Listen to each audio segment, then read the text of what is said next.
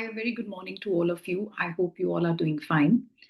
And today I'm bringing you another session on BSA. And hoping कि आपने अपने पहले sessions जो हैं वो देख लिए होंगे and you are revising along with the lectures. Again, taking one thing before I proceed, this has been again a query of the students that वो अपनी revision को कैसे करें. I mean जो अपने उन्होंने कोचिंग के अंदर अपने सारे सब्जेक्ट्स कंप्लीट कर लिए हैं एक बार. So how should they be starting off with their revision part. तो जब हम रिवीजन करते हैं एक चीज I always tell to my students कि आप प्री और मेंस की रिवीजन जो है वो एक साथ करें and always start with the concepts. मतलब मेंस क्वेश्चंस आप साथ साथ प्लीज सॉल्व करना शुरू करें. आपकी ऑटोमेटिकली जो है वो प्री की तैयारी हो जाएगी. ठीक है. तो जब आप रिवीजन कर रहे हैं तो उसके अंदर आप अपने सब्जेक्ट आप चूज कर सकते हैं. मेजर और माइनर का कॉम्बिनेशन आप चला सकते हैं. यूजुअली बच्चे इस कॉम्बिनेशन से जो है वो थोड़ा सा रिलैक्स्ड भी फील करते हैं. अगर आप दो मेजर सब्जेक्ट चलाते हैं तो your day is very hectic. तो आपको एक ब्रीदर नहीं मिलता है during the day. So I always suggest कि आप एक माइनर सब्जेक्ट साथ में छोटा सा शुरू कर लें सो दैट माइनर सब्जेक्ट अगर जल्दी खत्म हो गया तो आप उसको किसी और माइनर से ही रिप्लेस कीजिए. एंड यस, जो आप टॉपिक कंप्लीट कर लेते हैं उसके आप पुराने उस टॉपिक के ऊपर कैसे मेंस क्वेश्चंस पूछे जाते हैं आप प्लीज उसके बारे में भी प्रॉपरली जो है वो अपने प्रीवियस ईयर्स में जाके उनको देखें. That is very helpful. तो आंसर राइटिंग प्रैक्टिस करना बहुत जरूरी है. ठीक है. So I have told you in the previous sessions as well. I am running a current main test series sessions. तो उसमें बहुत सारे बच्चे मेरे साथ एनरोल्ड हैं and I prepare their schedule and I give them the test and I evaluate it. दोनों modes में रहता है ये. बहुत सारे बच्चे वर्चुअल मोड ऑप्ट करते हैं because they are at their places. वो कोड भी अटेंड करते हैं. I send them the test and at the comfort of their place वो अपना टेस्ट अटेम्प्ट करते हैं and then they send back to me. I evaluate it. अगर मुझे आंसर नहीं पसंद आया, change the answer. I send them. I write that model answer for them and I send it back to them. दो lines पसंद नहीं है, paragraphs पसंद नहीं है, I just write it on their answer sheets and send them back. तो basically उनकी जो आंसर शीट्स ही होती हैं वही उनका कंटेंट अल्टीमेटली बन जाता है. It's an individual thing that I do and इसमें कोई भी आई वुड से कि आपको क्लास इंटरफेरेंस नहीं रहती है. हर एक बच्चा अपने अपने टेस्ट को अपेयर करता है and then I evaluate. Personal evaluations होती हैं online. I take up with each student. तो इंडिविजुअल इवैल्यूएशन भी रहती है. और ऑन टॉप ऑफ दैट बच्चे बहुत ज़्यादा उनको ये लगता है कि अगर I prepare their schedule, I give them their test and then they are writing their answers and then I am evaluating it. तो इससे उनका एक तो अकाउंटेबिलिटी बहुत बनती रहती है and then there is a proper schedule that is being made and उनका जो स्टडीज के अंदर ब्रेक है वो बहुत कम हो जाता है. So if you people are also interested you can contact me. Sessions के अंदर डिस्क्रिप्शन के अंदर आपको मेरा ईमेल आईडी मिल जाएगा. Those who are interested they can contact. Okay, so let's continue. आज हमारा बीएसए का 5th लेक्चर है और हमने डेफिनेशन क्लॉज जो है वो लास्ट क्लास के अंदर कंप्लीट कर लिया था और आज हम अपने मेन सेक्शंस की तरफ जा रहे हैं. And let's start with section 3 now. जब हम सेक्शन 3 की बात करते हैं और हम अपना आज चैप्टर 2 शुरू करने वाले हैं तो चैप्टर 2 के अंदर बात हम कर रहे हैं रिलेवेंसी की. Now from in this chapter आपको सारे ऐसे सेक्शंस मिलेंगे जिसमें आपको समझाया जाएगा कि how one fact is related to the other. अब हम रिलेवेंसी एडमिसिबिलिटी के बारे में बात कर रहे हैं. अब हम आज पढ़ने जा रहे हैं कि कैसे हमें फैक्ट एंड इशू का पता है. What is a fact and issue, right? तो कैसे इस फैक्ट एंड इशू के साथ बहुत सारे और फैक्ट्स होते हैं जो कनेक्टेड होते हैं. तो इन फैक्ट्स को हम रिलेवेंट फैक्ट्स का नाम देते हैं.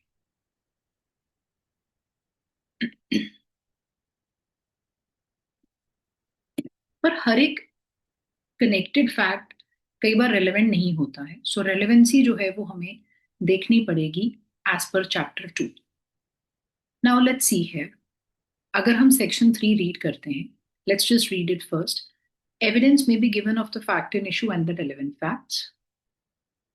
Evidence may be given in any suit or proceeding of the existence or non-existence of every fact in issue and of such other facts as are hereinafter declared to be relevant and of no others.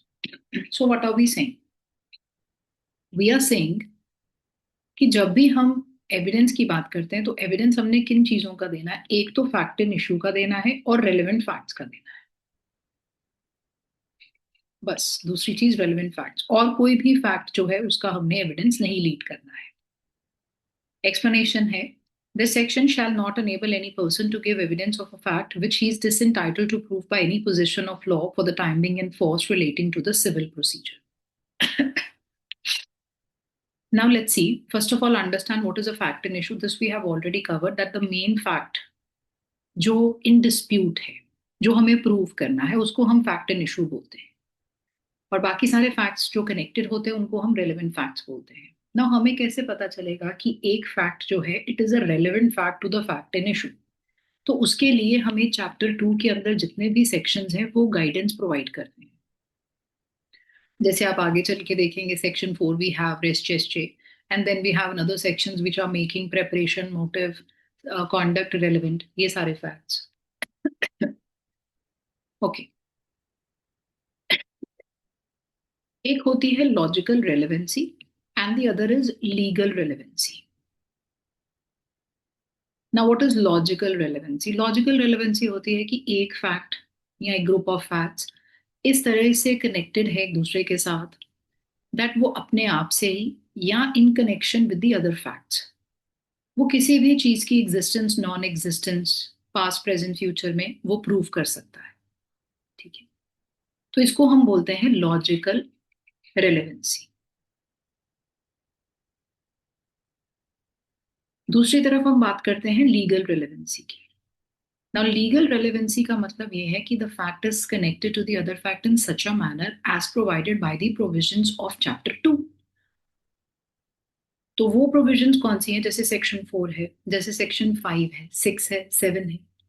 तो मतलब एक fact जैसे बताया गया है वो इस तरीके से कनेक्टेड है फैक्ट एंड इशू के साथ कि हम उसको एडमिसिबल, वो रेलेवेंट है और हम उसको एडमिसिबल करेंगे। सो बेसिकली जो लीगल रेलेवेंसी है आपकी, दिस प्री सपोजेस, उसके अंदर ही लॉजिकल रेलेवेंसी हमेशा होती है। ठीक है, बट कोई भी फैक्ट लॉजिकली रेलेवेंट है डजंट मीन कि वो लीगल रेलेवेंसी की कैटेगरी में आ रहा है। लीगल रेलेवेंसी वही होगी जो चैप्टर 2 के अंदर प्रोविजंस के अंदर दी है, बट हर लीगली रेलेवेंट फैक्ट जो होगा आपका वो लॉजिकली रेलेवेंट तो है, and then it is admissible also. तो तभी उन्होंने कहा, आपको बता दिया उन्होंने सेक्शन 3 के अंदर, कि आप एविडेंस लीड करेंगे सिर्फ फैक्ट इन इशू का, और सिर्फ वो वाले रेलेवेंट फैक्ट्स जो लीगली रेलेवेंट हैं, जो चैप्टर 2 के अंदर कहा गया है कि ये फैक्ट्स रेलेवेंट हैं, आप इनको एज एविडेंस के तौर पे लेके जा सकते हैं, दे आर एडमिसिबल। सो कहीं ना कहीं हमें सेक्शन 3 जो है वो समझ आ रहा है that this is the linchpin. Linchpin मतलब एक ऐसा सेक्शन जो पूरी, एक तरीके से आप कह सकते हैं बीएसए के अंदर जो भी हम पढ़ेंगे उन सारी चीजों को एक एक दिशा देता है, या एक तरीके से उनको इकट्ठे करता है, जोड़ता है। तो एक ये हमारा मेन सेक्शन है जिससे हमें पता पता चला कि एविडेंस किन चीजों का होगा, सिर्फ फैक्ट एंड इशू का, और उससे रिलेटेड। पर वो रिलेटेड वाले इश्यूज कौन से होंगे? जो आपको चैप्टर 2 सेक्शन 4 ऑनवर्ड्स बताए गए हैं कि ये आपके फैक्ट्स रेलेवेंट हैं और एविडेंस आप इन्हीं फैक्ट्स का ही लीड कर सकते हैं, और दूसरे किसी भी फैक्ट्स का एविडेंस नहीं आ सकता है।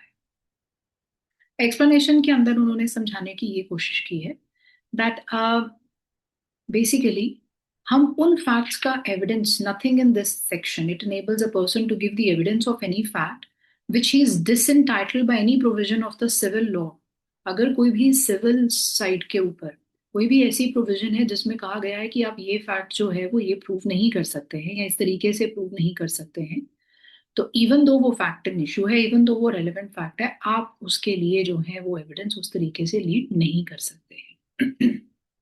That is in civil cases, जहां पे कहा गया है कि आप कोई भी एविडेंस लीड नहीं करेंगे to prove, to disprove and all that. ठीक है, okay. Now, let's see the illustrations here. A is tried for the murder of B by beating him with a club with an intention of causing his death. तो इसमें identify करने की कोशिश करते हैं what are the facts in issue. At trial, the following facts are in issue. A is beating with the club. A causing B's death by such beating. A's intention to cause B's death. And then we have another illustration. A suitor does not bring with him and have in readiness for the production at the very first hearing of the case a bond on which he relies. This section does not enable him to produce the bond or prove its content at a subsequent stage of the proceedings other than in accordance with the conditions prescribed by CPC. So this might be related to the explanation part. कि अगर कहीं पे कहा गया है कि आपने ये काम पहले नहीं किया तो फिर आप लेटर ऑन स्टेज पे नहीं कर सकते हैं except as directed by the provisions of CPC. Simple section है, इसमें ज्यादा कुछ नहीं है. Logical and legal relevancy how it is related ये मैंने आपको समझा दिया. ठीक है. नाउ जब हम लॉजिकल एंड लीगल रेलेवेंसी की बात कर रहे हैं तो let's also talk about what is legal relevancy and admissibility. Now you know basically when we talk about legal relevancy, तो उसके अंदर हम ये कह सकते हैं that this is something that this has been defined as relevant by the provisions which are given under from section 4 to 50 of the BSA. पुराने sections हमारे यहाँ पे होते थे like you can say from 6 to 55. ठीक है, तो वो चीज वही रहेगी. Let's see now next topic, which is legal relevancy and admissibility. ये देखते हैं क्या है. वैसे इसके साथ मैं पहले भी डील कर चुकी हूँ, but still we had logical legal and admissibility को इकट्ठे डील नहीं किया, तो यहाँ पे मैं डील कर रही हूँ. Now legal relevancy, what ever is being provided under section 4 to 50 is legally relevant and it is made admissible. ठीक है, ये रेलेवेंट है इसीलिए इसको एडमिसिबल किया हुआ है. Now one thing that you need to understand कि कई बार एक फैक्ट रेलेवेंट होता है but it is not being made admissible. For example, जैसे a communication between husband and wife, this comes under the heading privileged communications. या एक communication between a lawyer and a client comes under privileged communication, तो protection दी गई है. तो वहां पे क्या होता है कि वो communication हमारी connected हो सकती है. Relevant किस तरीके से हो सकती है? As defined under 4 to 50, but it is not admissible. तो कई बार लीगली रेलेवेंट चीज जो है वो एडमिसिबल नहीं होती है depending upon the provisions. And sometimes what happen is कि एक चीज कोई भी ऐसा फैक्ट है वो हमने एडमिसिबल किया हुआ है but that is not legally relevant in the sense which is provided under chapter 2. For example जैसे we can see the previous statements of witness, वो हम यूज कर सकते हैं उसके कॉरोबरेशन या कॉन्ट्रोडिक्शन पर्पसेस के लिए, and these are being used under section 158 और सेक्शन 160 ऑफ बीएसए. तो नो डाउट कि उनको 158 एंड 160 के अंदर वो चैप्टर 2 की जो रेलेवेंसी है उसके अंदर ये प्रोविजन नहीं आती है, but it is still made admissible. ठीक है. ऑलराइट, सो सेक्शन 3 बहुत है, इतना इसमें ज्यादा करने की जरूरत नहीं है. More than enough. And then we move on to हमारा जो main section है, that is section 4, res gestae. Important section है ये, इसके ऊपर questions भी पूछे जाते हैं. ठीक है. Let's see relevancy of the facts forming part of the same transaction. Let's see here. Facts which though not in issue, तो पहले आ गए हमारे वो वाले facts जो issue में भी नहीं है, but they are so connected with the fact and issue. तो let's assume ये हमारा fact and issue है. ठीक है, ये वाले facts fact and issue नहीं है, but ये कहीं ना कहीं fact and issue के साथ connected है. They're so connected with the main fact and issue or the relevant fact, या ये relevant fact के साथ कहीं ना कहीं जो है वो associated है, as to form the part of the same transaction. मतलब ऐसा लग रहा है कि ये वाले जो facts है ना हमारे, इनका connection fact and issue के साथ है या relevant fact के साथ है, जुड़े हुए हैं, and this is something that is the part of the same transaction, they are relevant. तो सेक्शन 4 कहता है ये वाले फैक्ट भी फिर रेलेवेंट बन जाएंगे. अगर ये रेलेवेंट है तो एडमिसिबल होंगे, whether they occurred at the same time and place or at the different time and place. चाहे ये जो facts हैं ये same जगह पे हुए हैं place and time या different place and time पे हुए हैं, उससे कोई फर्क नहीं पड़ता है, इनका connection इसके साथ जुड़ा हुआ है, तो therefore हम इन facts को भी relevant करते हैं and therefore admissible करते हैं. Now let's look at the illustrations. First, A is accused of the murder by beating him, whether whatever was done or whatever said or done by A or B or the bystanders at the beating, or so shortly before or after it so form part of the transaction, it is a relevant fact. Simple hai. A is accused of waging war against the government of India by taking part in an armed insurrection in which the property is destroyed, troops are attacked, and jails are broken open. The occurrence of these facts is relevant as forming part of the general transaction, though A may not have been present at all of them. तो पहले ही उन्होंने बता दिया था provision के अंदर that doesn't matter कि ये facts सेम जगह पे हुए हैं, सेम टाइम पे हुए हैं, doesn't matter, but there is a connection because these are forming the part of the same transaction. A sues B for a libel contained in a letter forming part of a correspondence, letters between the parties relating to the subject out of which the libel arose and forming the part of the correspondence on which it is contained. They are relevant facts, though they do not contain the libel itself. But a series of fact हुआ है forming the part of the same transaction, so hence it is relevant. The question is whether certain goods ordered from B were delivered to A. The goods were delivered to several intermediate persons successively. बीच में और बहुत सारे लोगों को goods deliver हुए हैं, तो ये एक relevant fact है. हर एक delivery एक relevant fact है, क्योंकि ये कहीं ना कहीं connected है as forming the part of same transaction. ठीक है. So ये हो गई हमारी general illustration explaining that the facts which, though they are not fact and issues, though that is not a relevant fact, but they are so connected with them that this forms a part of the same transaction, hence they are relevant and hence they are admissible. Now ये जो section 4 के अंदर rule है आपका, previously it was section 6 of Indian Evidence Act, ये English and American authors इसको एक head के अंदर जो है वो study करते हैं, which is res geste, which simply means, which is a Latin term, which means things done.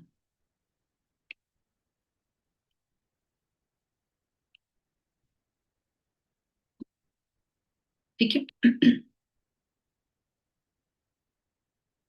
Now, in fact, not only just section 4, other sections such as section 5, section 6, section 7 and section 12 also, इसको भी हम rest जेस्टे की category के अंदर consider करेंगे.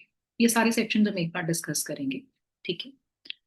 Okay. So basically अगर हम rest जेस्टे की बात करते हैं, what is res gestae? Res gestae, it refers to the surrounding circumstances, it refers to the circumstances which are somehow it is encircling the fact and issue or the relevant fact, and they are so connected, they are so interwoven with the fact and issue or relevant fact कि आप इसको disassociate नहीं कर सकते हैं.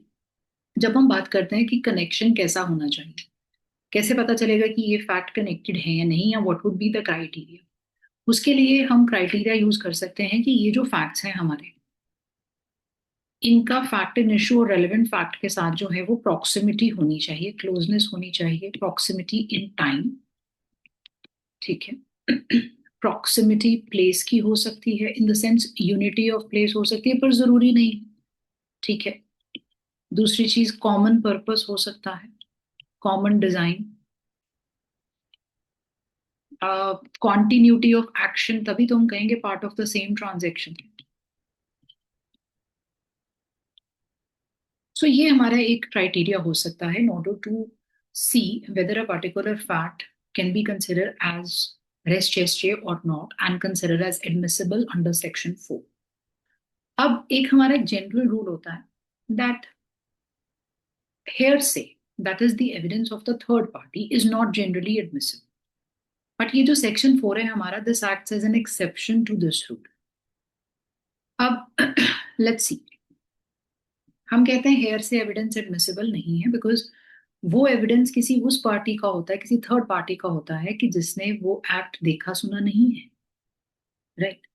तो उसके evidence के ऊपर हम रिलाई नहीं कर सकते हैं। बट अंडर सेक्शन 4 या रेस्ट जेस्चर के अंदर 5, 6, 7 एंड 12 है, ये सारे हम सेक्शंस को रेलेवेंट करते हैं। इनके अंदर जो भी प्रोविजंस हैं, जो भी फैक्ट्स हैं, उनको हम रेलेवेंट करते हैं, बिकॉज उनका बेसिस जो है वो यही है that the facts are so connected with the other that it is forming the part of the same transaction. तो इसीलिए अगर वो रेलेवेंट है, हमारा fact and issue relevant fact, तो ये ऑटोमेटिकली रेलेवेंट बन जाते हैं। एंड मोर ओवर, ये जो रेस्ट जेस्चर का पूरा कॉन्सेप्ट है, this is based upon a I would say a preposition कि जो ह्यूमन अटरेंसेस होती हैं, जो हम बोलते हैं हमारे वर्ड्स जो है, ये सिर्फ किसी फैक्ट के बारे में नहीं बताते हैं।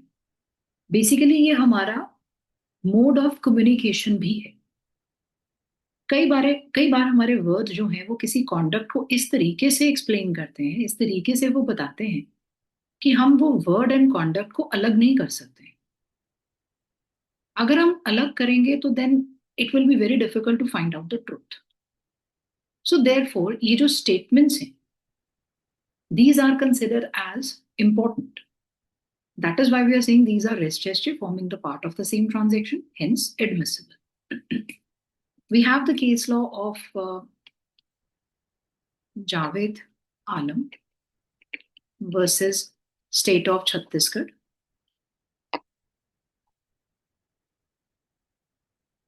This is the case of 2009 Supreme Court, in which the Honorable Supreme Court has said that Section 6 of Evidence Act now is Section 4 of BSA. It's basically an exception to the rule of evidence that hearsay evidence is not admissible. But the test for applying that whether this particular fact is a it is a rest gesture or not is that it must form the part of the same transaction. There must not be in कुछ भी time gap नहीं होना चाहिए, एक missing link नहीं होना चाहिए कि जहाँ पे फैब्रिकेशन और कंकॉक्शन आ सके, राइट? तो वो proximity of time, common design, common purpose, continuity of action, तो ये सारे फैक्टर्स हम ध्यान में रख सकते हैं in order to say that okay this fact is particularly a res gestae. Okay, professor Wigmore ने ये कह दिया कि ये जो सेक्शन 4 है ना, ये एक तरीके से, या ये जो रूल है आपका रेस्ट जेस्चर का, ये बहुत ही कंफ्यूजिंग रूल है। अगर हम इस रूल को ना भी रखते तब भी चलता, बिकॉज आगे जाके जैसे ही आप देखेंगे सेक्शन 5 है, सेक्शन 6 है, सेक्शन 7 है, it is almost covering everything. तो ये रेस्ट जेस्चर अलग से सेक्शन बनाने की जरूरत नहीं थी। जब हम कहते हैं कि एक फैक्ट रेस्ट जेस्चर है, मतलब वो फैक्ट एक पार्ट ऑफ ट्रांजेक्शन है, तो वो जो फैक्ट है वो या तो एक अपॉर्चुनिटी होगा, या वो कॉज होगा, या वो इफेक्ट होगा, या वो कॉन्डक्ट होगा। तो उसके लिए तो हमारे पास डिफरेंट डिफरेंट सेक्शंस हैं, so there was no need actually for section 4। But section 4 it is still there, and उसका बहुत वाइडर वर्जन जो है वो आपको फर्दर इलैबोरेशंस डिफरेंट सेक्शंस के अंदर मिलेगी। Okay, now let's try to find out how it is applied.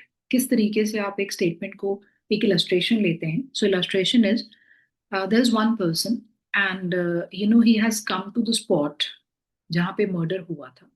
Murder has already happened and there is a public which has gathered around the spot where the murder has been committed। और वो third party आता है person, and वो देखता है कि लोग कहीं खड़े हुए हैं और उनसे वो पूछता है कि क्या हुआ यहाँ पे। अब वो लोग उनको बताते हैं दैट यहाँ पे किसी का मर्डर। नाउ जो ये स्टेटमेंट है टू द थर्ड पर्सन, या थर्ड पर्सन को जो नॉलेज मिली है because he came to the spot, क्या ये रेस्ट जेस्चर है? क्या ये सेक्शन 4 के अंदर एडमिट हो सकता है? The answer is no, because this does not form the part of the same transaction. अगर कहीं से कहीं पे वहां पे वो पर्सन होता, उसने एक्यूज्ड को देखा होता that he is running away with a blood stain knife, right? या for example after the attack, victim started running and then he was crying out the name of the accused, वो rest gesture हो सकता था because this is forming the part of the same transaction. अब already murder हो चुका है, आप as a third party वहां पे आए हैं, आपको किसी और ने बताया कि एग्जैक्टली यहाँ पे क्या हो, तो वो एक रेस्ट जेस्चर जो है सेक्शन 4 के अंदर एडमिट नहीं हो सकता because transaction has already been completed. अब देर इज अ पॉसिबिलिटी कि जब इंफॉर्मेशन एक पर्सन से दूसरे पर्सन को ट्रैवल करेगी, एग्जैजरेशन की पॉसिबिलिटी है, फैब्रिकेशन की पॉसिबिलिटी है, कंकॉक्शन की पॉसिबिलिटी है। This is the reason we don't admit now कि जो थर्ड पर्सन को आपने इंफॉर्मेशन प्रोवाइड की है वो हम as part of the same transaction consider करें। ठीक है, ऑल राइट, लेट्स सी है, क्या वर्बल स्टेटमेंट्स भी एडमिट हो सकती हैं under section 4 consider as a part of the same transaction? The answer is yes, हो सकती हैं। बट यू नो वो वर्बल स्टेटमेंट जो है इट मस्ट बी रेलेवेंट। सबसे पहले वो फैक्ट इन इशू और रेलेवेंट फैक्ट के साथ कहीं ना कहीं रेलेवेंट होनी चाहिए, forming the part of same transaction होना चाहिए, कोई भी मिसिंग लिंक नहीं होना चाहिए, फैब्रिकेटेड नहीं होनी चाहिए, कंकॉक्टेड नहीं होनी चाहिए। तो अगर नहीं है तो then it is relevant under section 4। Okay,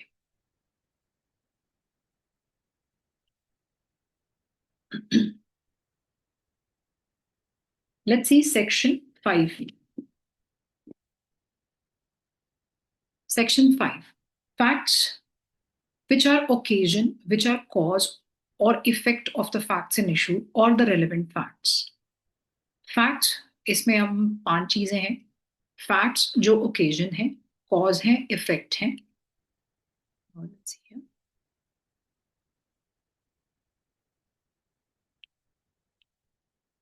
Section 5,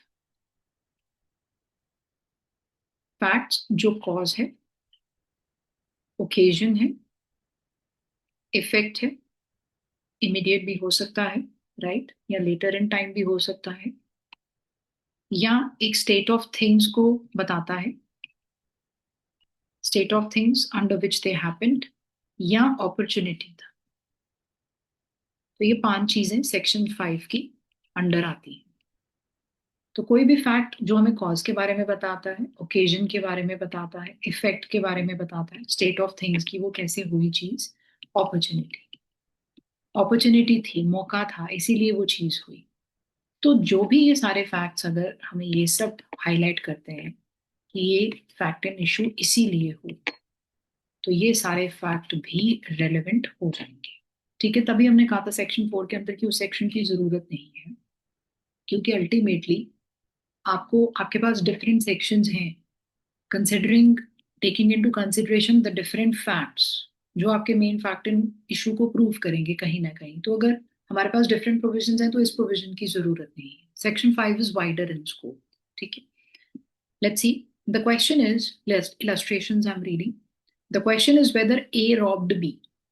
The facts that shortly before the robbery, B went to a fair with the money in his hand, in his possession, and that he showed it or mentioned the fact that he had it to the third persons. This is considered as relevant. ठीक है, सो अगर question हमारा ये कि क्या A robbed B, तो ये सारी फैक्ट्स कि क्या क्या हुआ था shortly before the robbery, he went to the fair, right, so there was occasion with money in his possession, right? Opportunity puri thi, and that he showed it also or mentioned the fact that he had it to the third person. So सारा कुछ ही आपको यहाँ पे पता चल रहा है, right? तो these all facts are considered as relevant. The question is whether A murdered B. So marks on the ground considered as the effect. तो murder के बाद जो marks हैं ground के ऊपर वो है produced by a struggle at or near the place where the murder was committed. They are relevant facts. ठीक है, तो cause and effect बता रहे हैं आपको, cause is murder and then what has happened, effect उसका ये है कि शायद उसने स्ट्रगल करने की कोशिश की थी जिसकी वजह से मार्क्स आ गए ग्राउंड के ऊपर, तो वो सारे रेलेवेंट है। The question is whether A poison B. Now the information with respect, the knowledge with respect to the victim's health, ये एक आपको अपॉर्चुनिटी दी है, एक तरीके से स्टेट ऑफ थिंग्स है, आपको ये फैक्ट जो है वो प्रूव करता है। तो that is why this is considered as a relevant fact, right? A person was robbed because he was alone, तो एक opportunity मिल जाती है, तो वो सारी चीजें relevant है। So the state of B's health before the symptoms ascribed to the poison and habits of B known to A, which afforded an opportunity for the administration of poisons, they are all relevant facts. Overlapping हो सकते हैं facts, ठीक है, उसमें कोई problem नहीं है। सो ये जो डिफरेंट क्लासेस ऑफ फैक्ट्स है ये सेक्शन 5 के अंदर कवर्ड होता है और ये बहुत वाइडर है, पढ़ने से ही पता चल रहा है। फुटप्रिंट्स हैं for example after the murder, वो सारे यहाँ पे रेलेवेंट होंगे आपके। ठीक है। नाउ टेप रिकॉर्डेड स्टेटमेंट्स भी यहाँ पे रेलेवेंट हो सकती हैं सेक्शन 5 के अंदर। ठीक है। तो टेप रिकॉर्डेड स्टेटमेंट्स के अंदर कई बार क्वेश्चन पूछा गया है। तो उसमें I just give you one case.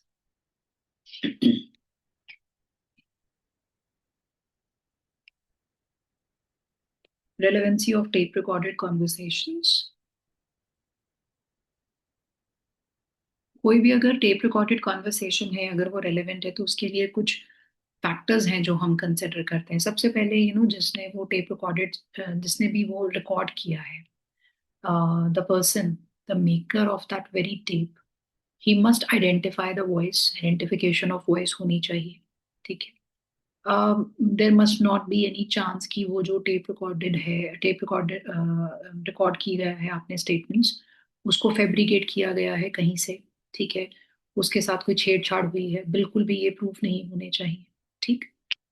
And then we have further things that like what do you call further is like tape recorded statement जो है आपकी, it must not be a concocted version. उसमें कोई भी missing links नहीं होने चाहिए। और सबसे ज्यादा इंपॉर्टेंट क्या चीज है, इट मस्ट नॉट,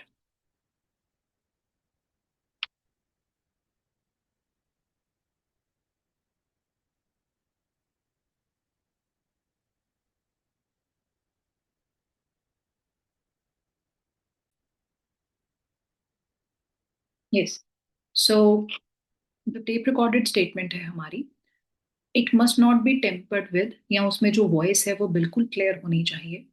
कहीं पे भी डिस्टर्बेंसेस नहीं होनी चाहिए। तो ये सारे फैक्टर्स और रेलेवेंट होनी चाहिए। जब हमारे ये सारे चेक बॉक्सेस हम देख लेते हैं कि बिल्कुल सही प्लेस हो रहे हैं, then top tape recorded statement जो है उसको हम एडमिट कर सकते हैं। तो जो इसमें हमारा लैंडमार्क केसेस हैं वो आप नोट कर सकते हैं। So we have the case law of RM Malkani versus state of Maharashtra.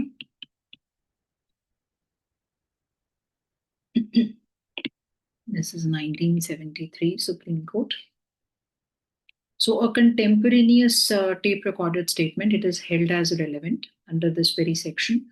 But वही factors आपको देखने पड़ेंगे, criteria आपको देखना पड़ेगा। Identification of voice, disturbances नहीं होनी चाहिए, clarity होनी चाहिए, identification of voice होनी चाहिए। अगर ये सब है, then it is relevant। ठीक है। Next we have Ram Singh and others versus Colonel Ram Singh. This is Supreme Court again, 1985. All right. Now let's see section 6. जब हम सेक्शन 6 की बात करते हैं, अगेन कुछ और फैक्ट्स जो मोटिव प्रूव करते हैं, जो प्रेपरेशन के बारे में बताते हैं, जो कॉन्डक्ट के बारे में बताते हैं, प्रीवियस या सब्सिक्वेंट, ये सारे फैक्ट्स हैं अगर आपके, तो वो रेलेवेंट माने जाते हैं। आई थिंक अब आपको सेक्शन 3 का थोड़ा सा आइडिया हो गया होगा। What is section 3? एविडेंस आप दे सकते हैं सिर्फ फैक्ट इन इशू का या रेलेवेंट फैक्ट का। हमें कैसे पता चलेगा कि ये फैक्ट्स रेलेवेंट हैं? वो आपको डिफरेंट प्रोविजंस रेलेवेंसी चैप्टर 2 बताएगा। और हमारी जो रेलेवेंसी है वो सेक्शन 4 to 50 तक कवर होगा। तो ये सारे सेक्शंस आप देखेंगे, आपको डिफरेंट फैक्ट्स के बारे में बताया जाएगा और बताया जाएगा कि क्या ये रेलेवेंट है या नहीं है। अब जो फैक्ट्स मोटिव के बारे में बताते हैं, प्रिपरेशन के बारे में बताते हैं कि एक्यूज ने इस एक्ट को कमिट करने के लिए ये सब he was making preparations and all, conduct के बारे में बताते हैं प्रीवियस या सब्सिक्वेंट, वो सारे फैक्ट्स हमारे रेलेवेंट होते हैं। Now let's see here. So we have motive, preparation, previous और subsequent conduct. Any fact is relevant which shows or constitutes a motive or preparation of any fact in issue or relevant fact. The conduct of any party or of any agent to any party to any suit or proceeding. तो civil side के ऊपर जो parties हैं आपकी, plaintiff and defendant, या अगर उनके कोई एजेंट्स हैं, to any suit or proceeding in reference to such suit or proceeding or in reference to any fact in issue therein or relevant thereto, and the conduct of any of person, ये आ गया हमारा criminal side के ऊपर. An offense against whom is the subject matter of any proceeding is relevant if such conduct influences or is influenced by any fact in issue or relevant fact and whether it was previous or subsequent thereto. तो conduct जो है वो आपका previous या subsequent हो सकता है. ठीक है. तो सिविल साइड के ऊपर हमारे पास आ गए plaintiff and defendant or any of their agents as well. And criminal side के ऊपर हमारे आगे conduct of any person. An offense against whom is the subject of any proceeding. तो यहाँ पे एक तरीके से victim का भी आ सकता है, यहाँ पे एक तरीके से accused का भी conduct आ सकता है. If such conduct influences or is influenced by any fact in issue or relevant fact and whether it was previous or subsequent. Let's see further. यहाँ पे हम conduct of witnesses cover नहीं करते हैं under this section, section 6. Explanation 1. The word conduct in this section does not include the statement unless those statements accompany and explain the acts other than the statements. But this explanation is not to affect the relevancy of the statements under any other sections of the अधिनियम. अब इसको देखिए आप explanation 1 को ध्यान से कि ये जो word हम conduct की यहाँ बात कर रहे हैं, this does not include mere statements. सिर्फ simpliciter statements नहीं include होंगी यहाँ पे unless वो जो statements है आपकी वो ऐसी हैं that it is trying to accompany, it is trying to explain the acts which is other than the statement. कोई और चीज explain करने की कोशिश करें, they are trying to explain the conduct of the person. Those statements are relevant. मतलब mere statements are not relevant here. Next, when the conduct of any person is relevant, अगर किसी भी person का conduct यहाँ पे relevant है, any statement which is made to him या उसकी presence में या hearing में, मतलब directly आपने उसको address नहीं किया है, पर उसकी presence या hearing में बोला है आपने, which affects such conduct is also relevant. तो सेक्शन 6 सम अप करते हैं. मोटिव, प्रेपरेशन, कॉन्डक्ट प्रीवियस या सब्सिक्वेंट हो सकता है कॉन्डक्ट सिविल केसेस में, क्रिमिनल केसेस के अंदर, but it does not include मियर statements. And जरूरी नहीं है कि आपने सिर्फ उसी पर्सन को वो स्टेटमेंट बोली है जिसका कॉन्डक्ट रेलेवेंट है, आपने उसकी प्रेजेंस में भी अगर वो स्टेटमेंट दी है then also it is relevant. Let's see the illustrations. A is tried for the murder of B. A is tried for the murder of B. The fact that A murdered C, that B knew that A had murdered C, motive, and that B had tried to extort the money from A by threatening to make his knowledge public are relevant. ठीक है, motive मिल गया हमें. A sues B upon a bond for the payment of money. B denies the making of the bond. The fact that at the time when the bond was alleged to be made, B required money for a particular purpose is relevant. Again, motive. A is tried for the murder of B by poison. The fact that before the death of B, A procured poison similar to which was administered to B is relevant. This is preparation, right? The question is whether a certain document is the will of A. The facts that not long before the date of the alleged will, A made inquiry into the matters to which the provisions of the alleged will relate, and he consulted advocates in reference to making the will, and that he caused the drafts of the other wills to be prepared, of which he did not approve, they are relevant. Again, you're making the preparations. This shows your thought process that you're about to do something. ठीक है, तभी आप advocate से मिल रहे हैं, because this is something that is running in your head. A is accused of crime. The fact that either before or at the time of or after the alleged crime, A provided the evidence which would tend to give to the facts of the case an appearance favorable to himself, or that he destroyed or concealed evidence, or prevented the presence or procured the absence of the persons who might have been witnesses or suborn persons, or give the false statements, evidence respecting it are relevant. Now, what is this? Again, this is your conduct. So, एक simple अगर आपने illustration देखनी है that how a conduct is relevant under section 6, it's like that after committing the murder, the accused was trying everything कि वो सारा evidence जो है उसको destroy करने की वो कोशिश कर रहा है. तो ये आपका conduct ही है, because your intention is that you should not be caught. So this is considered as relevant. The question is whether A robbed B. The facts are after B was robbed, C said in his presence. The police are coming to look for the persons who robbed B. and that immediately afterwards A ran away, these are relevant because this shows that why would the ordinary prudent person would run, और या ordinary prudent person जो है वो यही सोचेगा कि अगर कोई भाग रहा है किसी की बात सुन के कि पुलिस उसको पकड़ने के लिए आ रही है, तो that means उसने कुछ गलत किया है. That is why he's running away. So this is considered as relevant. This shows his subsequent conduct. The question is whether A owes money 10,000 rupees. The fact that A asked C to lend him money and that D said to C in A's presence and hearing, I would advise you not to trust A. For he owes B 10,000 rupees and that A went away without making any answer. These are all relevant facts. आप directly ना भी बोलो, किसी की hearing में भी बोल रहे हो, उसको डायरेक्टली एड्रेस भी नहीं कर रहे हो, then it is also considered as relevant. The question is whether A committed a crime.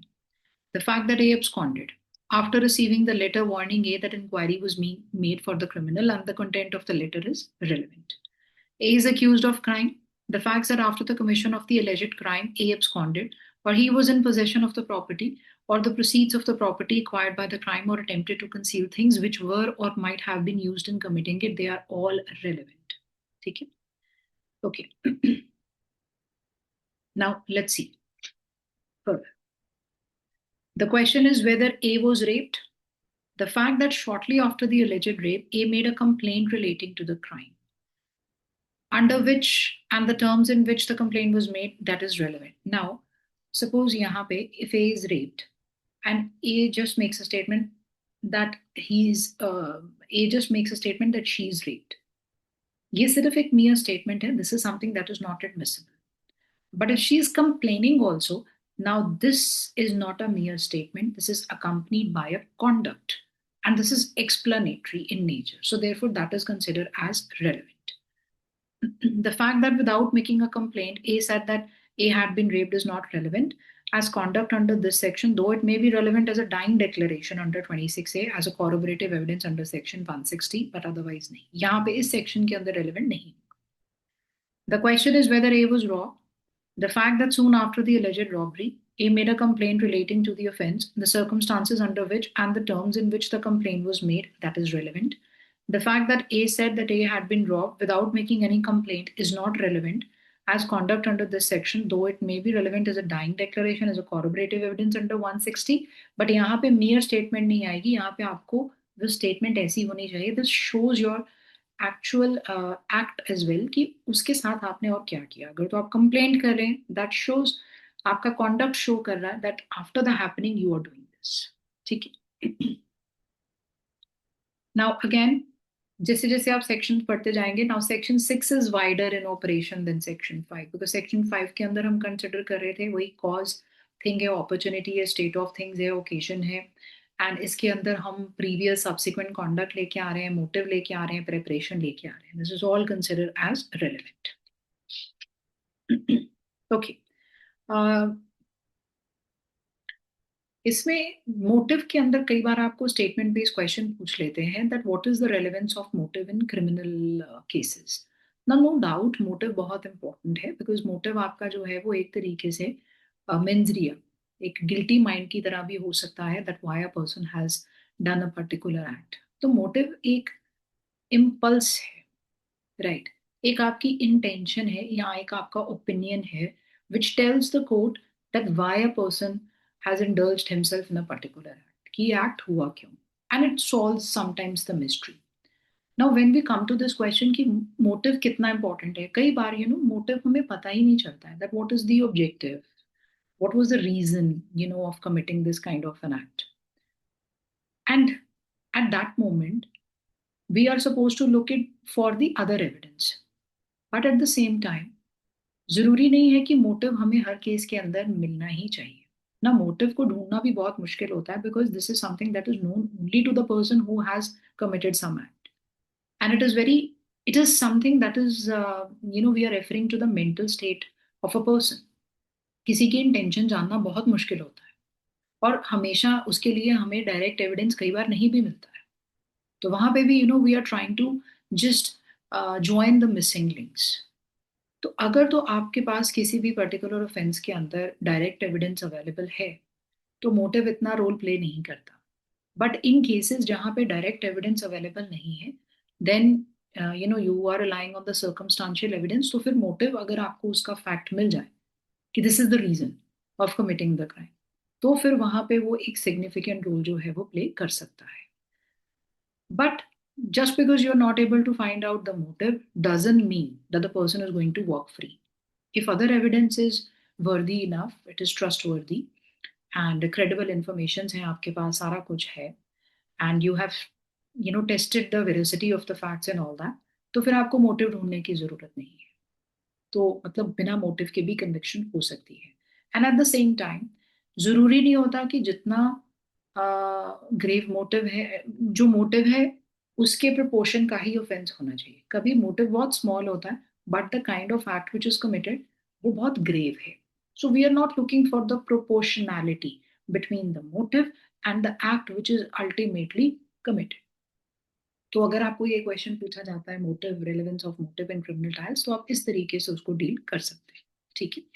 हाँ, यूजुअली ये सर्कमस्टांशियल जहां पे हमें एविडेंस मिलता है वहां पे ये ज्यादा इंपॉर्टेंट रोल प्ले करता है. ठीक है. Okay. Now let's move on to further discussion. Preparation, it is pretty easy, right? You have been given the illustrations directly which are hitting की preparation relating जितने भी facts होते हैं वो directly relevant हैं under this very section. Okay. Let's see further.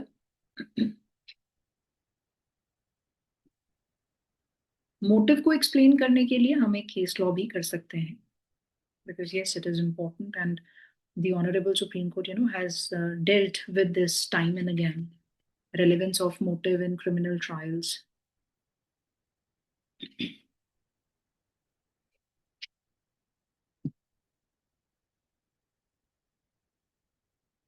Write down the name of the case. This is Nathuni Yadav versus State of Bihar, 1998 Supreme Court.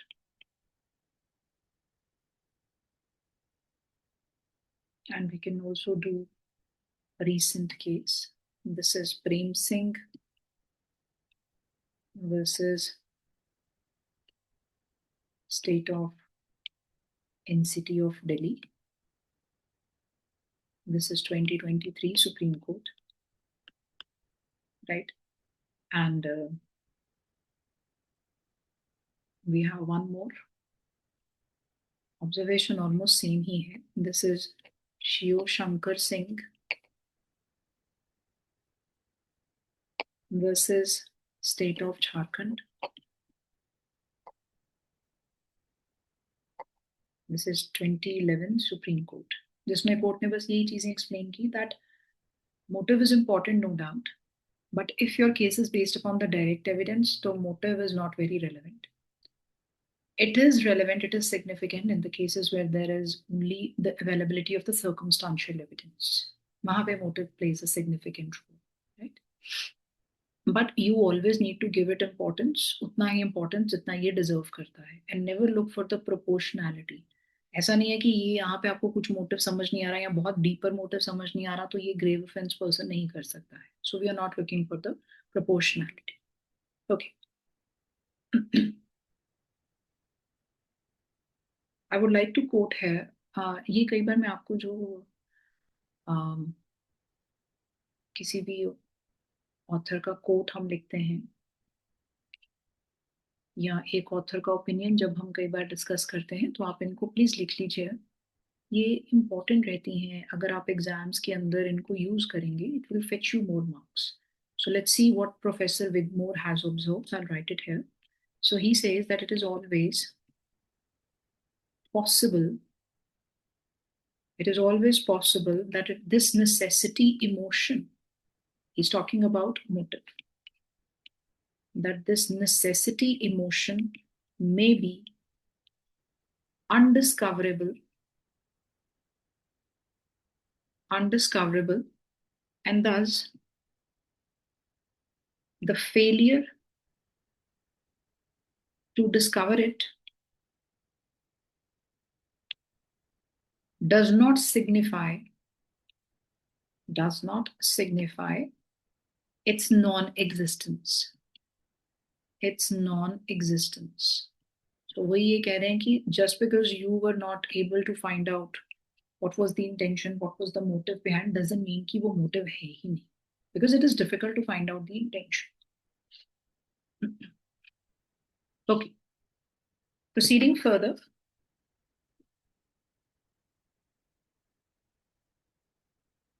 Preparation is simple, as I've told you. Okay, now let's move on to the conduct, which is important. Conduct के ऊपर questions आते हैं, so इसी को ही करते हैं, conduct. Just give me.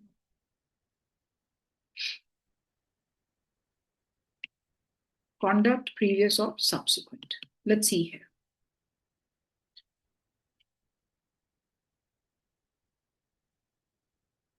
Okay. Now मैंने जैसे आपको बताया conduct civil cases के अंदर, सिविल केसेस के अंदर हम कॉन्डक्ट देखते हैं, प्लेंटिफ का देख लिया, डिफेंडेंट का देख लिया, एजेंट्स का देख लिया, ठीक है। And in the case of criminal side के ऊपर हम एक्यूज्ड का कॉन्डक्ट देख लेते हैं, प्राइवेट कंप्लेनेंट का कॉन्डक्ट हो सकता है यहाँ पे, या विक्टिम का कॉन्डक्ट हो सकता है, विटनेसेस का हम यहाँ पे कवर नहीं करते हैं, ठीक है।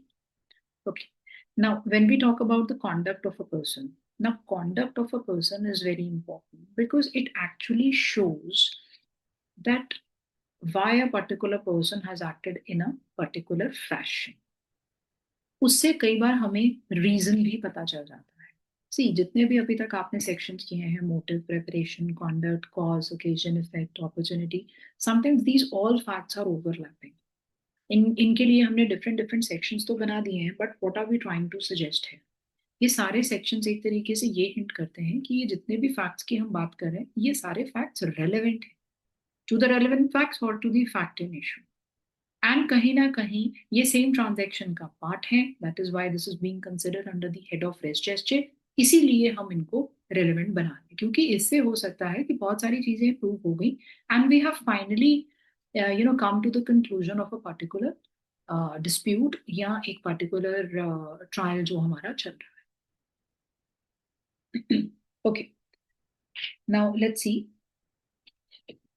one thing that we need to discuss here is that the distinction between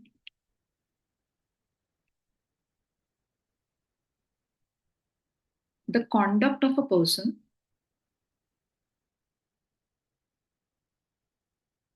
against whom an offense is alleged,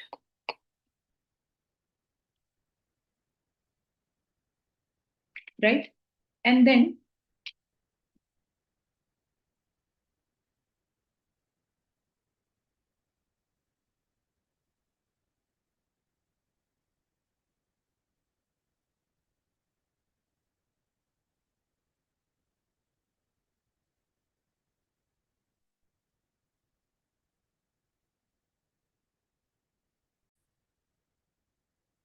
yes, we were discussing that what is the distinction between the conduct of a person against whom an offense is alleged. Matlab, we are talking about the accused here, and the distinction with respect to his conduct and the statement which is made by that person to the police during the investigation.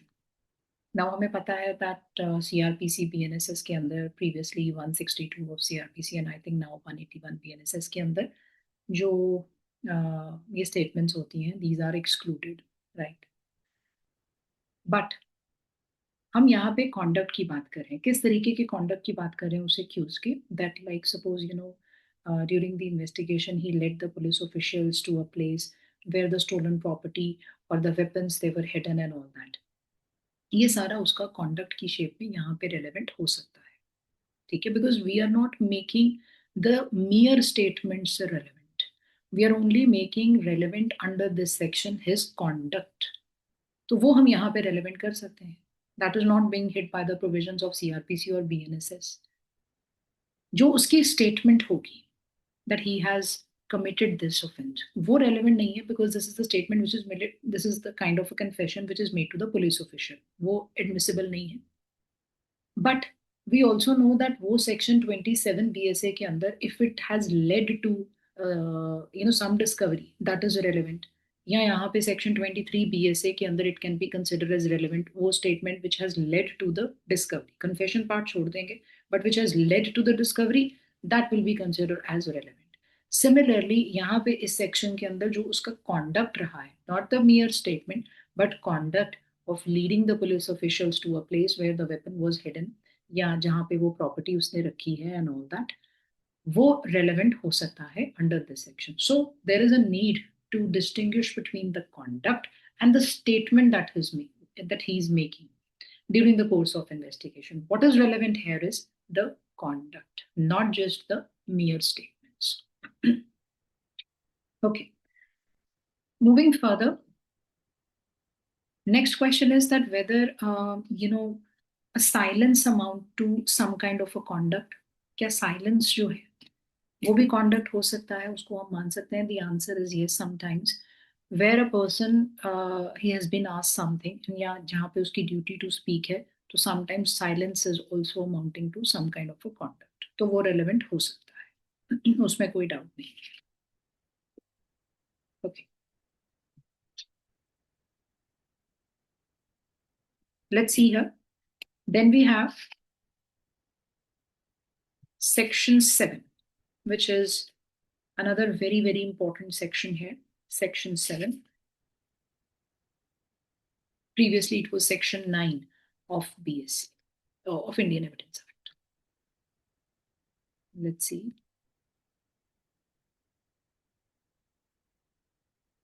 So we have section 7. Fact necessary to explain or introduce the fact and issue or relevant fact. तो इसमें आप देख लीजिए कौन कौन से facts हम ये ले रहे हैं। अगेन वाइडर है ये स्कोप में। फैक्ट्स जो कुछ एक्सप्लेन करते हैं, कुछ इंट्रोड्यूस करते हैं, right, explanatory, introductory in nature, या facts which establish the identity of anything या ऑफ एनी पर्सन। ये इंपॉर्टेंट है। अब ये यहाँ पे आइडेंटिटी आ गया तो दैट मीन्स यहाँ पे हम TIP रेलेवेंट करने वाले हैं, टेस्ट आइडेंटिफिकेशन परेड्स के ऊपर फिर यहाँ पे क्वेश्चन बनते हैं। या कोई भी ऐसे फैक्ट्स जो फिक्स करते हैं टाइम, प्लेस, जगह के बारे में है, टाइम के बारे में है, या रिलेशन ऑफ पार्टीज। तो different section still now dealing with different types of facts. तो पहले हमारा सेक्शन 3 था जिसने कहा सिर्फ फैक्ट एंड इशू या रेलेवेंट फैक्ट्स ही आप उनका एविडेंस ही लीड कर सकते हैं। Then we had res gestae, ये सारे रेस्ट जेस्चर की हेडिंग्स हैं। देन वी हैव सेक्शन 5 जिसमें हमने अभी किया है कि ओकेजन, कॉज, इफेक्ट वगैरह सारा जो है वो रेलेवेंट होता है, opportunity, state of things and all that. फिर उसके बाद आता है आपका motive, preparation and conduct. And now we are moving on to further the facts which are explanatory, the facts which are introductory, which tries to explain or introduce the fact and issue or the relevant fact, ठीक है, या उसकी existence को prove करते हैं, या rebuttal के लिए काम आते हैं, नॉन एग्जिस्टेंस को प्रूव करते हैं, या identity of anything, identity of person, या इट फिक्सेस द टाइम या प्लेस या रिलेशन ऑफ पार्टीज। ये सारे रेलेवेंट फैक्ट्स हैं। Let's see here. Facts necessary to explain और introduce a fact and issue और relevant fact, or which support or rebut an inference suggested by the fact and issue or a relevant fact, or which establish the identity of anything, any person also, or person whose identity is relevant, or fix the time or place at which any fact and issue or relevant fact happened, or which show the relation of parties by whom any such fact was transacted, are relevant in so far as they are necessary for that purpose. Let's just see here. The question is whether a given document is the will of A. The state of A's property and of his family at the date of the alleged will may be relevant fact, because this explains, these are introductory, this suggest कि जो भी एक fact and issue या relevant fact से जो भी एक inference suggest हो रही है, ये वाले फैक्ट्स उस चीज को एक्सप्लेन कर सकते हैं या इंट्रोड्यूस कर सकते हैं।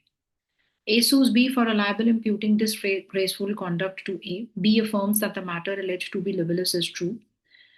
The position and the relations of the parties at the time when the libel was published may be relevant facts as introductory to the facts in issue.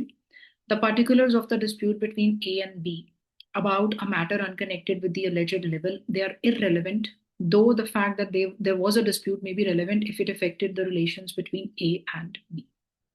ठीक है, तो कई बार ओवरलैपिंग हो सकती है और मोटिव की तरह भी वो पिछले सेक्शंस के अंदर रेलेवेंट हो सकता है. A is accused of a crime. The fact that soon after the commission of the crime, A absconded from his house is relevant under Section 6. वही conduct आ गया. As conduct subsequent to and affected by the facts in issue. The fact that at the time when he left home, he had a sudden and urgent business at the place at which he went is relevant as tending to explain the fact that he left home suddenly. The details of the business on which he left, they are not relevant, except in so far as they are necessary to show that the business was sudden and urgent. A sues B for inducing C to break a contract of service made by him with A. C, on leaving A's service, says to A, I'm leaving you because B has made me a better offer. Now, ये बहुत important है. This statement is a relevant fact as explanatory of C's conduct, which is relevant as fact and issue. Now, this is relevant as C's conduct, no doubt. But ये जो statement उसने बोली है, I am leaving you because B has made me a better offer. Now, the statement is made by C against B. B वहां पे था भी नहीं, but ये statement हम B के against भी use कर सकते हैं that you made a better offer. That तुम्हारी भी intention जो थी वो clear नहीं थी, ठीक है? So even though C was not acting as the agent of B, C was not acting as the agent of B, and still he has made a statement against B, and matlab behind his back, these can be used against B. So even though the statements which are not made by your agent, still those statements can be used against you. So even a statement by a third party can be used against you. So this is important, isko mark kar lena. A is accused of theft. He's seen to give the stolen property to B, and who's seen to give it to A's wife. B says, as he believes it, A says, you are to hide this.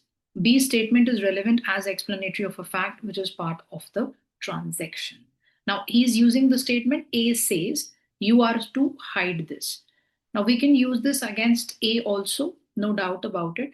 But हमेशा याद रखना है कि when we are saying that this is irrelevant and this is admissible against third person is making a statement against another and they are not agents, फिर भी हम उस चीज को रेलेवेंट कर रहे हैं. एक चीज याद रखना है कि हम सिर्फ इसको रेलेवेंट करते हैं, इसका मतलब ये नहीं है अगर हमने इस फैक्ट को एडमिट किया, that doesn't mean that we are alleging that this statement is true.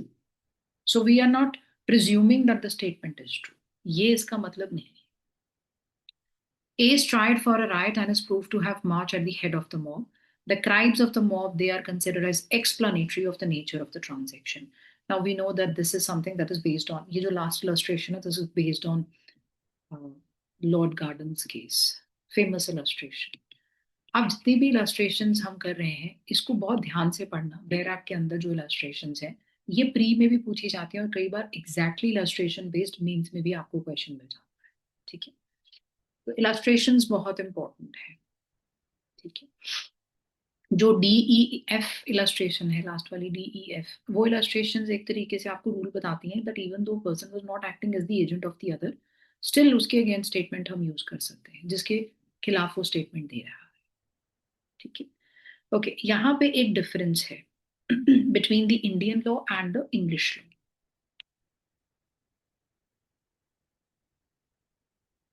All right, let's see what is the difference. Indian law में ये है कि it is not necessary that जिसके अगेंस्ट हम स्टेटमेंट बोल रहे हैं वो स्टेटमेंट, वो पर्सन वहां पे प्रेजेंट होना चाहिए, not necessary. So if we are making a making a statement against A, it is not necessary that A must be present there. This is Indian law, तभी admissible ही मानी जाएगी. But English law के अंदर ये नहीं है. जिसके against हम स्टेटमेंट दे रहे हैं वो पर्सन जो है वो प्रेजेंट होना चाहिए, only then it will be considered as relevant. बस यही फर्क है एक, ठीक है?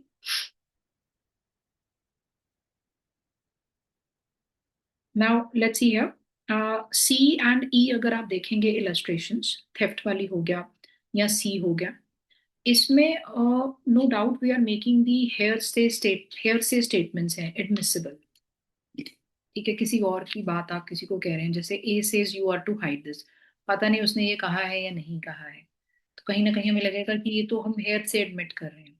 बट ऑलवेज रिमेंबर, जैसे मैंने आपको पहले भी कहा है, no doubt we are admitting but we are not admitting the truth of the statements. वो आपको किसी और तरीके से प्रूव करना पड़ेगा. ऑलराइट, नाउ जब हम बात करते हैं आइडेंटिफिकेशन की, क्योंकि इस सेक्शन के अंदर आइडेंटिफिकेशन हम प्रूव करते हैं। Now what kind of identification, identification जो है उसको हम दो तरीके से देखते हैं। एक तो आपको पता है identification of a thing, right. जब हम बात करते हैं आइडेंटिफिकेशन ऑफ अ पर्सन, उसको हम फर्दर कैटेगराइज करते हैं कि कई बार क्या होता है, we have one a certain person, ठीक है, we have one a certain person in mind, और आइडेंटिफाई करते हैं डिफरेंट पर्सन्स को, मतलब हम एक तरीके से परेड की तरह देखते हैं, and then we try to identify और link this person with this ascertain person. कई बार हमें ये असर्टेन पर्सन का पता ही नहीं होता, ठीक है, एंड देन इसका नहीं मतलब हमें कुछ भी उसकी कैरेक्टरिस्टिक्स कुछ नहीं पता है, we don't know who the accused is, and then we try to identify that accused. तो वो भी हो सकती है आपकी आइडेंटिफिकेशन। आइडेंटिफिकेशन कई बार पेरेंटेज के लिए होती है, that whether a child, whether a particular child is the biological child of so and so person or not, तो यहाँ पे भी आ सकती है आइडेंटिफिकेशन।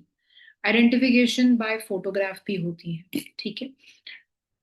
जो हमने पहली कैटेगरी की कि आइडेंटिफाई कर रहे हैं हम पर्सन को, and then there is one a certain person, मतलब हमें अक्यूज का पता है, but like we know that who has committed the offence, in the sense that हमें पता है कि वो दिखता कैसे है, राइट।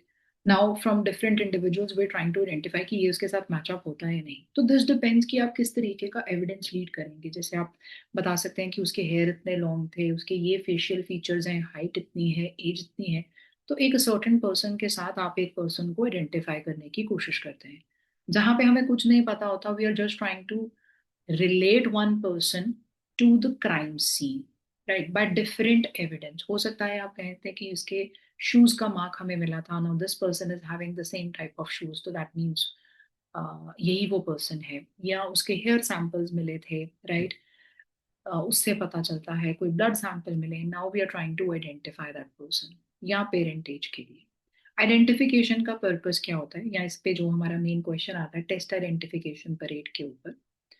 और पहले एक बात मैंने बोली, identification by photograph. Identification by photograph हो सकती है, कोई इसमें ऐसे रूल्स नहीं है जिसमें अलाउ नहीं की जाती है, it is allowed no doubt, but at the same time, you know, the Supreme Court has said time and again that if you are trying to show the photograph of the person to the witness, अगर कोशिश करो कि photograph मत दिखाओ, if you can get hold on to that very individual, तो फिर आप test identification parade के अंदर ही उस पर्सन को ले आओ। फोटोग्राफ फिर पहले दिखाने की जरूरत नहीं है, बट यस कोई हार्ड एंड फास्ट रूल नहीं है, फोटोग्राफ के ऊपर भी आप उसकी जो है वो टेस्टिमनी विटनेस की ले सकते हैं, if the person is not being called अभी तक एक्यूज्ड। बेसिकली इसका पर्पस क्या है, टेस्ट आइडेंटिफिकेशन बाय फोटोग्राफ और टेस्ट आइडेंटिफिकेशन परेड फिजिकली जब एक्यूज्ड प्रेजेंट होता है, या suspect, basically not accused, suspects आपके पास बहुत सारे हैं, and then you need to identify कि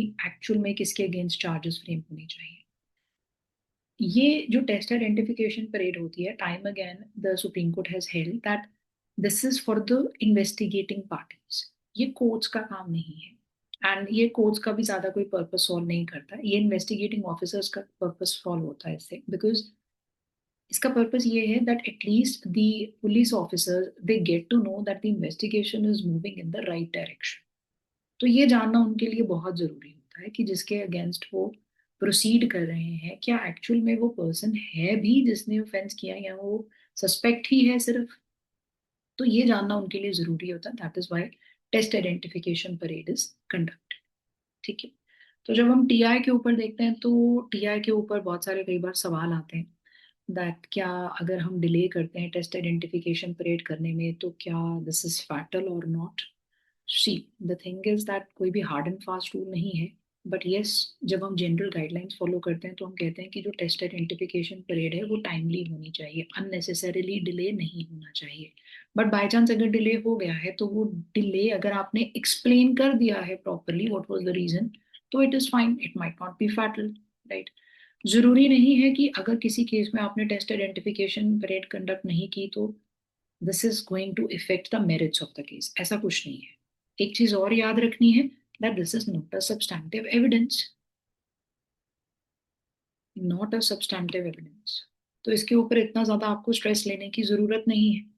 अगर तो टेस्ट आइडेंटिफिकेशन परेड मतलब बिल्कुल ही पुलिस ऑफिशियल्स थे, तो हमें पता है कि इसका जो वेटेज है वो बहुत कम हो जाता है। But if it is something that is conducted in the presence of the magistrate, there are few guidelines which we also follow कि टेस्ट आइडेंटिफिकेशन परेड कैसे कंडक्ट होनी चाहिए। तो उसमें कहा जाता है कि सारे सस्पेक्ट्स को लाइन में खड़ा कर दो, कोशिश करो कि जिसने आइडेंटिफाई करना है that person, he must not be able to एक तरीके से आपको उसको खड़ा वहां पे करना चाहिए that the suspect is not able to see the witness. ठीक है, इस हिसाब से आप परेड कंडक्ट करें। मैजिस्ट्रेट की प्रेजेंस होनी चाहिए, पुलिस ऑफिशियल्स वहां पे बिल्कुल नहीं होने चाहिए। ठीक है, बाई चांस कोई ऑब्जेक्शन कोई भी रेज करता है, सस्पेक्ट रेज करता है या विटनेस रेज करता है, तो वो ऑब्जेक्शंस मैजिस्ट्रेट को नोट डाउन करनी चाहिए। प्रोपोर्शन क्या रहना चाहिए, तो अगर आपको एक अक्यूज आइडेंटिफाई करना है तो 1:10, मतलब सस्पेक्ट्स आपको खड़े करने चाहिए so that the witness is able to identify. Suspects हैं अगर ज्यादा, तो उनको साथ साथ खड़ा मत करो, गैप पे खड़ा करो so that witness is able to identify correctly. ठीक है, टाइमली करो so that loss of memory का जो है वो बात ही ना हो। अगर डिले है तो वो एक्सप्लेन करना चाहिए। तो ये सारी गाइडलाइंस हैं, क्राइटेरिया है, but again on top of that you need to remember that it is not a substantive evidence। TIP नहीं हुई है, हुई है, ज्यादा फर्क नहीं पड़ता है अगर आपके पास बाकी सारा कोजेंट एविडेंस जो है वो अवेलेबल है which is pointing towards the guilt of the accused. ठीक है, so it does not constitute substantive evidence. And basically TIP this is meant for the investigating agencies in order to know whether they are moving in the right direction or not। ठीक है, इसमें case करते हैं हम। This is Vijay versus state of MP. This is 2010 supreme court. तो यहाँ पे ये जितनी भी मैंने डिस्कशन की, आप ये केस लॉ करके इसको नोट डाउन कर सकते हैं। ठीक है,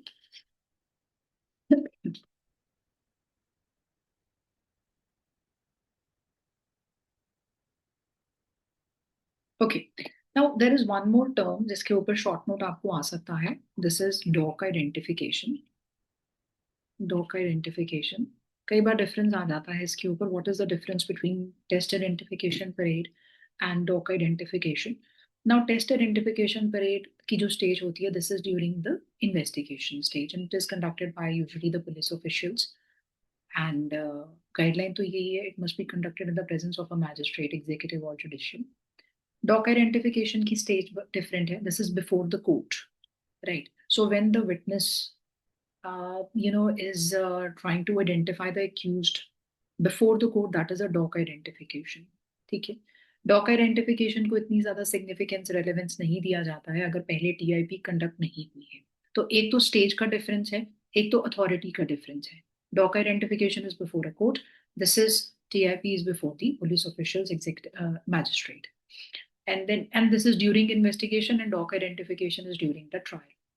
तो अगर पहली बार ही विटनेस जो है वो एक्यूज को पहचान रहा है बिफोर द कोर्ट, तो कई बार इतना ज्यादा कोर्ट उसके ऊपर सिग्निफिकेंस अटैच नहीं करता है। And the other evidence is taken into consideration. Conviction solely in basis के ऊपर नहीं हो सकती है। डेफिनेटली ये आप हमेशा इस चीज को ध्यान में रखें दैट कितना वेटेज एक पर्टिकुलर एविडेंस को अटैच करना है वो कोर्ट के ऊपर डिपेंड करता है, and looking at the facts and circumstances of each case. Usually these are not a substantive piece of evidence. बहुत सारे और एविडेंस के साथ में है, अगर इसको आप as a corroborative evidence use करके then you can convict the person, या आप मेरिट्स के ऊपर केस डिसाइड कर सकते हैं। ठीक है, ओके।